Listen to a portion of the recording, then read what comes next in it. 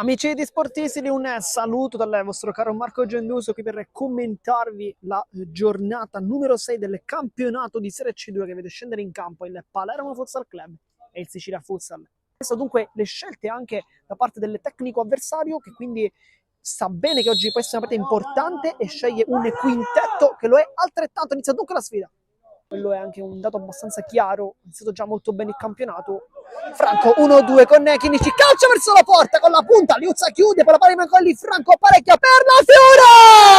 Ed ecco il primo gol, lo stavamo chiamando, Vito La Fiora la sblocca dopo 1 minuto e 10 secondi del vantaggio rosero, chi se non il Leone, Vito La Fiora.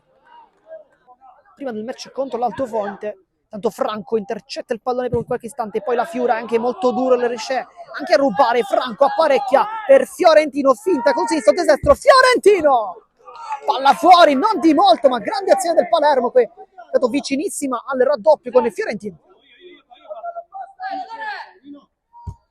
È uno schema a cercare la conclusione di Chinnici, Liuzza ancora respinge, poi il contropiede con il Fiorentino che mette il fisico. All'indietro, Franco 1-2 con Chinnici, funziona sempre quest'asse, Franco! E la palla non finisce in porta, ma c'è La Fiora che stava chiedendo questo pallone, infatti l'abbiamo sentito urlare Nazza per dire passami questo pallone, così non è stato, palla fuori. Anche Totta. È uno schema per Franco! Schema perfetto! Con il passaggio di Lorenzo Chinnici col piattone, questa volta non sbaglia. Nazareno, Franco fa 2-0 ed esulta con i compagni, che continua a stupire tutti. Poi buona giocata, Totta salta tutti, palla dentro e la tocca subito in porta Interisano, 2-1 la riaperta nelle mismatch con Franco, lo vince lui e riapre la gara dopo il raddoppio rosanero. Poi conclusione di Interisano, blocca Faia, dicevamo Nicchia, per lui 4 partite, 2 gol e un assist. Gennaro, palla illuminante per Fiorentino e non sbaglia col tocco morbidissimo, ma che palla gli ha dato Gabriele Gennaro, e poi gol perfetto, 3-1, abbraccio in panchina.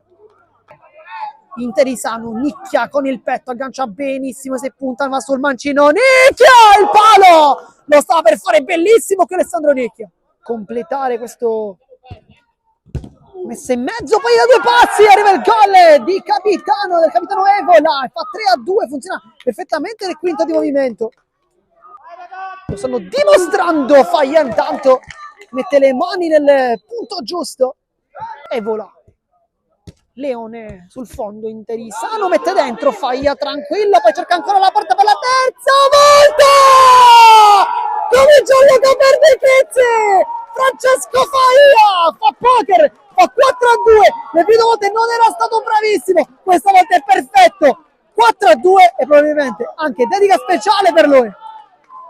Sparacia, cerca l'imbucata, cerca le Graffeo, la controlla, si chiede con un braccio, ma non c'è nulla. Franco, buon lavoro, tiene botta benissimo, poi cerca la velocità, Franco, riesce anche a saltare l'uomo e cercare anche la porta, l'aveva pure trovata, adesso trova soprattutto La Fiora!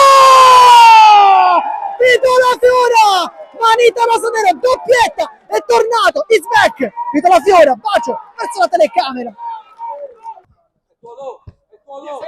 Interisano salta, Vivarelli calcia verso la porta, Faia ancora una volta è bravissimo a rispondere, per lui un gol ma anche diverse parate con Mancino, palla che rimane lì, Interisano, vediamo se si autolancia, salta, Chinnici è molto veloce, Interisano, Faia come una muraglia, si prende la pallonata, non batte ciglia, ma ha permesso l'aggancio, Vivarelli con Sparacia, lo salta, Vivarelli nettamente, cerca la porta, poi la palla rimane lì, e l'ultimo tocco dovrebbe essere stato proprio di Vivarelli, che fa 6-2, infatti esultano con lui.